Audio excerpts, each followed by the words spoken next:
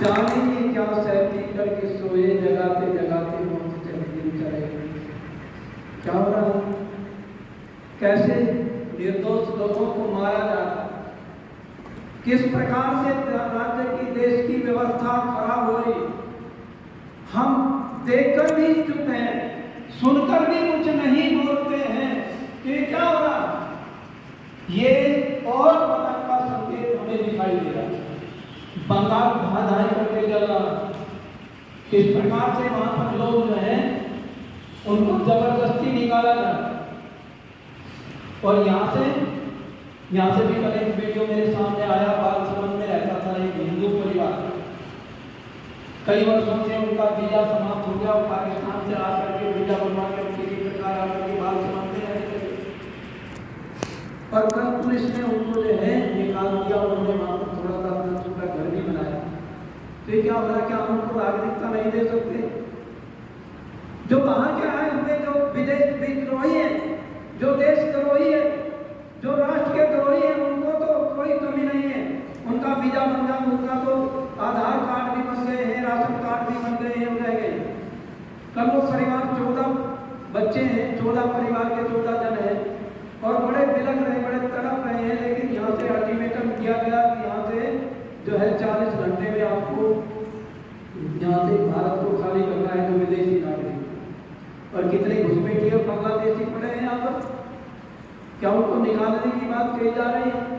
क्या हो रहा है? जो यहाँ लूट रहे हैं, कत्ल कर रहे हैं, बाहर से आकर के, बंगाल से और बर्मा से आकर के बहुत सारे जो है रोहिंग्या यहाँ पर, जो कल एक पत्रकार बता रहे थे लगभग 5 लाख रोहिंग्या यहाँ पर आ चुके बस रहे, और उनके आधार कार्ड भी बन गए, उनके राशन कार्ड भी बन गए।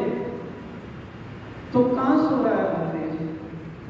अभी हम पढ़ रहे थे सत्याग्रह प्रकाश में कि राजा किस प्रकार का हो।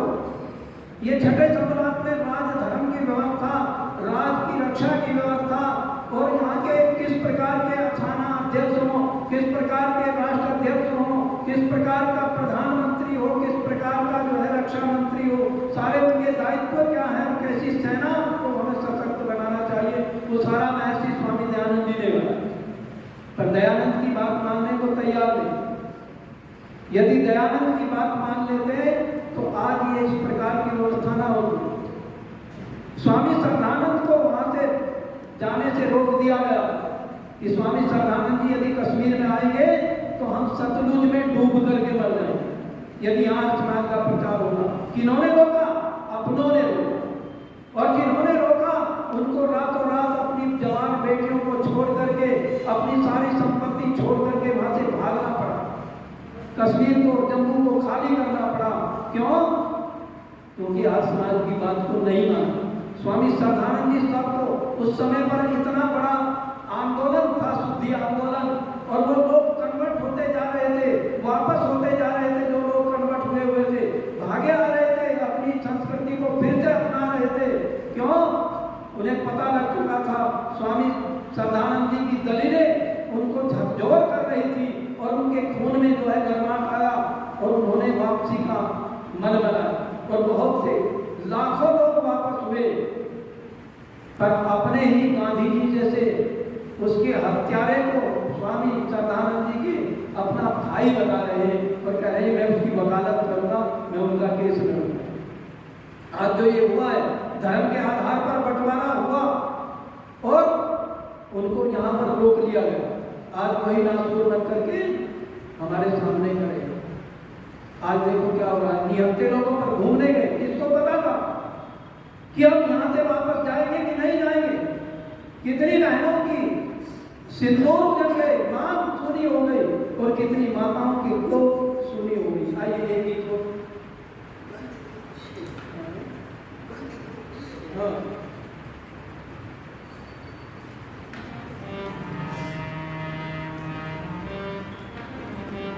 मैं कहना चाहता हूं जो खून खराबा कर रहे हैं, आइए एक बड़ा सुंदर गीत लिखा था कर्मठ जी ने। बह चुका है लहू अब बहुत सा, बस करो और लहू ना बहाओ। बह चुका है लहू अब बहुत सा,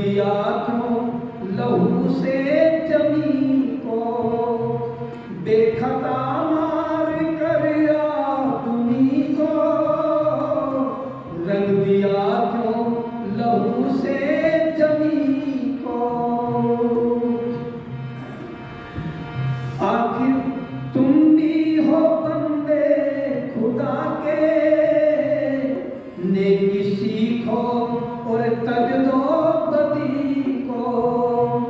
आखिर तुम भी हो बंदे उस रब के, नेकी सीखो और तज दो बदी को। नेकी सीखो और तज दो बदी को। कितने जुल्मों सितम खा चुके हो, कितने जुल्मों सितम खा चुके हो। राह पे इंसानियत की आवाज़ बह चुका है लहू अब बहुत सा। बस करो और लहू ना बहाओ, आखिर को तुम भी बंदे खुदा के।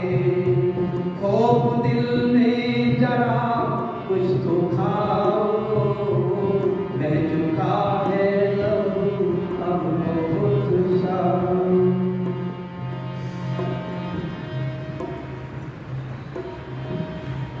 लाल धब्बे ये कहते कफन पर, बिजलियां गिरती रोको चमन पर। लाल धब्बे ये कहते कफन पर, बिजलियां गिरती रोको चमन पर। दुश्मनों की निगाहें वतन पर, क्या हिमालय क्या गंगो यमन पर। दुश्मनों की निगाहें वतन पर, क्या हिमालय क्या गंगो यमन पर। मादरे हिंद अगर लुट गया तो, मादरे हिंद अगर लुट गया तो। कौन सी वो जगह जहाँ पे जाओ, बह चुका है लहू अब बहुत सा। बस करो और लहू न बहाओ, आखिर को तुम भी बंदे खुदा के। खौफ दिल में जरा कुछ तो खाओ, बह चुका है लहू अब बहुत सा।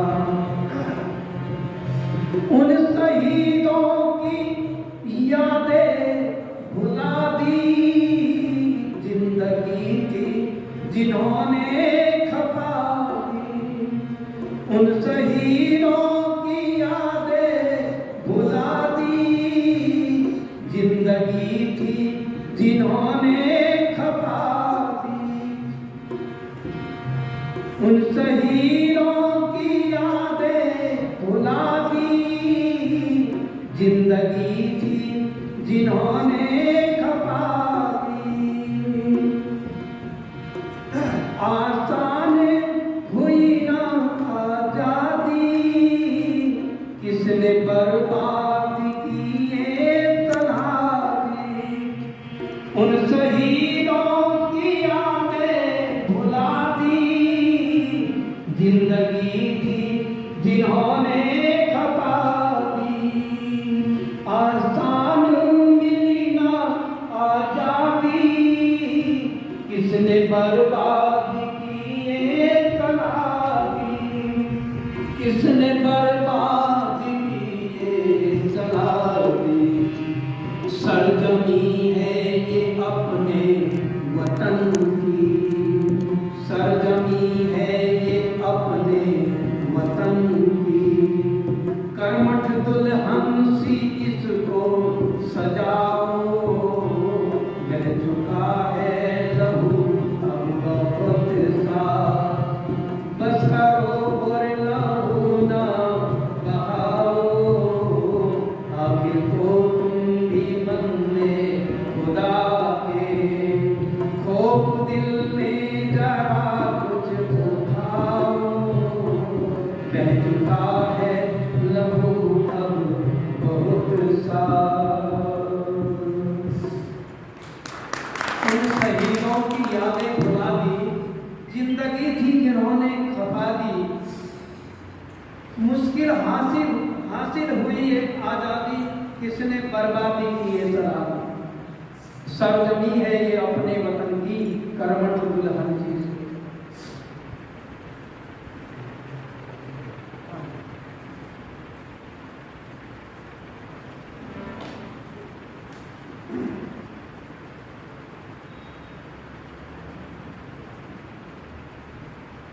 ऐसे लोग कहते हैं कुछ हमारे अंदर भी है, लिखते रहते हैं, मेरे कोई पोस्ट डाल देता हूं, हमारे समाज के लोग ही लिखते हैं कि आप ये क्या जो है नफरतों की वो फैला रहे हैं, ये है वो है। अरे नफरत हम नहीं फैला रहे, हम तो सर्वे भवन्तु सुखी न कहते हैं, हम तो वेद का सिद्धांत कहते हैं जियो और जीने दो। हम तो दूसरों को सुखी देख करके सुखी होते हैं, हम तो ये कहते हैं सर्वे भवन्तु सुखी है। लेकिन वो कहते हैं काफिरों को जहां देखो, एक वो जाकिर नाइक है, यहाँ से मोदी की सरकार आई, भगा दिया उसको, और लेकिन वो विदेशों में जाकर भी बड़ा चैनल लगाया था अपने कांग्रेस के राज में। ऐसे ऐसे लोगों को पाला है, और जो बड़े मंचों पर कई कई हजार लाखों की संख्या में लोग आते थे, और कहता था कि कुरान के आयात में 5वीं आयात में लिखा है, ये सिपारा है, और उसमें लिखा है कि जहां भी काफिरों को पाओ वहां उनका कत्ल करो। आप सर्च करके देख लेते हैं कैसे जहर उगल रहा है। हम तो नहीं कहते थे, हम तो सर्वे भवन्तु सुखी है, सारा संसार सुखी हो की कामना करते हैं। और देखो इस प्रकार से कोई ना कोई एक्शन होगा। 96,000 फौज को अरेस्ट किया था याकूब, जो उसका सेना अध्यक्ष था, उसके साथ, और 96,000 को हमारे जो आसमान के जो हमारे आर्य उसके सेना के अध्यक्ष थे, उन्होंने उनको अरेस्ट किया। 96,000 को सशस्त्र सेना को अरेस्ट किया 1972 में, 71 में जब युद्ध हुआ पाकिस्तान के साथ में, बांग्लादेश अलग हुआ, लेकिन 96,000 को घुटने टेकने पर मजबूर कर दिया और फिर उनको छोड़ दिया। और अपने जो थे, जो वहां पर 100-150 के लगभग हमारे कैदी थे पकड़े हुए, उनको नहीं छुड़ाया, उनके लिए डिमांड नहीं की। अटल बिहारी की सरकार थी, और यहाँ पर जो है कितने 35 उनको आतंकवादियों को छोड़ा, और इन्होंने जो है जो वहां का कश्मीर का था वो उसको उसकी लड़की का जो है अपहरण हुआ, वो नाटक था सारा। मुफ्ती मोहम्मद सईद जो वहां का सांसद बने हमारे मुजफ्फरनगर, वहां पे आकर के मुजफ्फरनगर में सांसद बन गया, इतनी भारी मतों से जिताया। किसने जिताया? हमारे हिंदुओं ने तो जिताया उसको, और उसने वही नाटक किया। फिर अपनी लड़की का झूठा सच्चा अपहरण करा करके उनको तोप से बांध दिया जाता। जो आतंकवादी है, अगर एक भी खरोच आई, हमारे नागरिकों को विमान का हाईजैक कर लिया विमान को, और उसमें जो है शर्त रख दी गई एक को मारेंगे, और 35 को छोड़ दिया। यदि उनको तोपों के मुंह पर बांध करके खड़ा कर दिया जाता चौराहे पर, और कह दिया जाता है एक को वापस करो नहीं तो उड़ा देंगे, तो एक भी बच्चा हमारा जो है बच्चे मरे नहीं, सर काट करके ले गए। तो आओ कब जागेंगे हम, हमें जागना होगा। महर्षि दयानंद जी कह रहे थे, सत्याग्रह प्रकाश में लिखा है उन्होंने, अपना राजा जो है वो उन्होंने कहा ब्रह्मचर्य ने तपसा राजा राष्ट्र रक्षति, ब्रह्मचर्य हो और बलवान हो, ऐसा राजा हो जो राष्ट्र की रक्षा कर सकता हो और दुष्टों को दंड देने वाला हो। आइए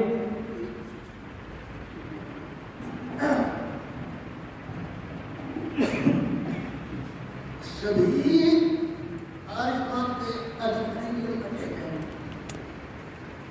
सभी आर्यमान के एक समर्थक बैठे हैं। देखिए अब ये छोटे छोटे समुदाय होते हैं, ओम शांति है या रामपाल बड़ा फतेह है या और जितने भी हैं वो बहुत आगे निकल गए, और हमें वेद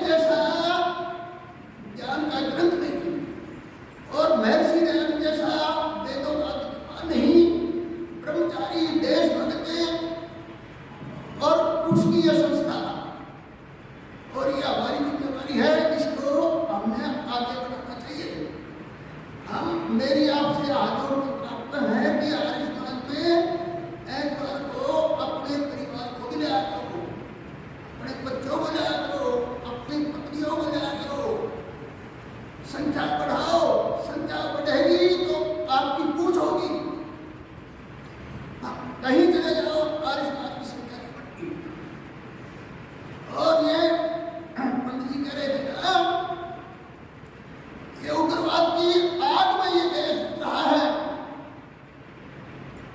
और 40-45 साल से लगातार ये देश उग्रवाद की आग में चल रहा है। उग्रवादी किसने पैदा किए, उनका समर्थक कौन है? अब ये इंक्वायरी हो रही है तो बाहर के ही लोग उनकी मदद कर रहे हैं। और ये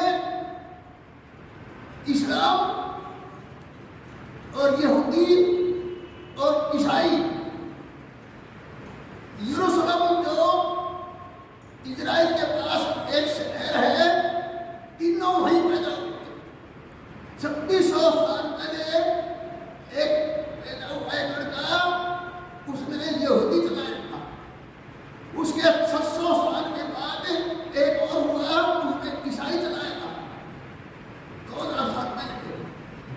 और उससे 600 साल के बाद वही एक और पैदा हुआ हजरत मोहम्मद, यरूशलेम में उसने ये मोहम्मद चलाया, इस्लाम चलाया था और सारी दुनिया में फैला दिया।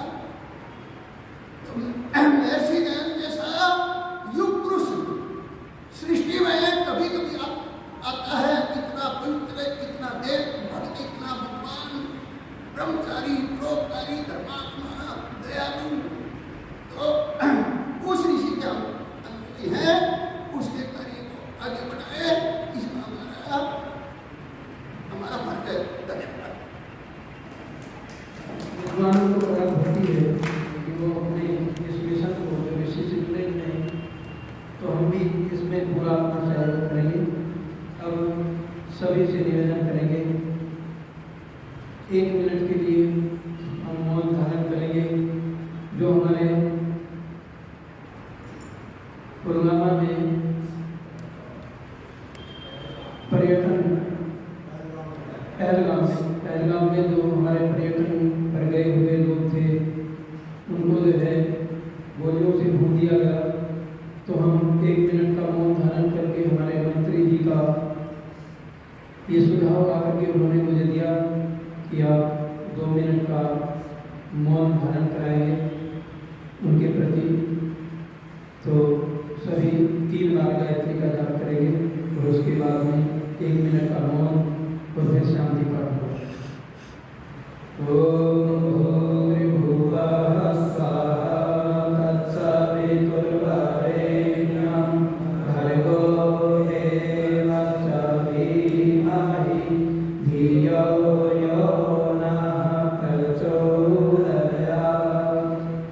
ओम भूर्भुवः स्वः तत्सवितुर्वरेण्यं भर्गो देवस्य धीमहि धियो यो नः प्रचोदयात्। ओम भूर्भुवः स्वः तत्सवितुर्वरेण्यं भर्गो देवस्य धीमहि धियो यो नः प्रचोदयात्। इस कुकर्ते का आर्य समाज नागुरिगे, आर्य समाज के प्रधान देवेंद्र सैनी जी और आर्य समाज के महामंत्री नरेंद्र पाल निगलानी जी, अन्य सभी पदाधिकारीगण, सबकी ओर से ये हम इस निंदनीय कार्य की जो है निंदा करते हैं। ये घोर अपराध किया है और वहाँ पर जो शहीद हुए हैं उन आत्माओं के प्रति अपनी कृतज्ञता व्यक्त करते हुए उनको श्रद्धांजलि अर्पित करते हैं। 1 मिनट का मौन।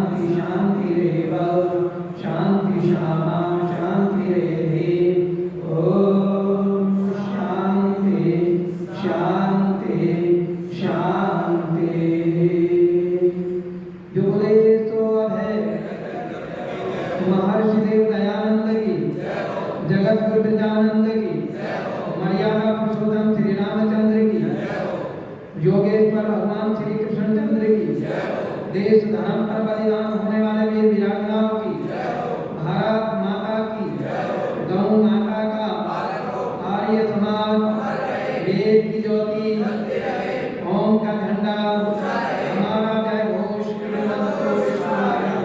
ओंकार मंगल उद्गीत।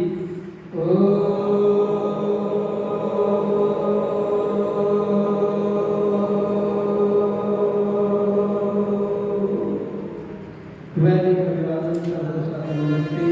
परमात्मा सबको सुखी रखे, स्वस्थ रखे, इन्हीं मंगल कामना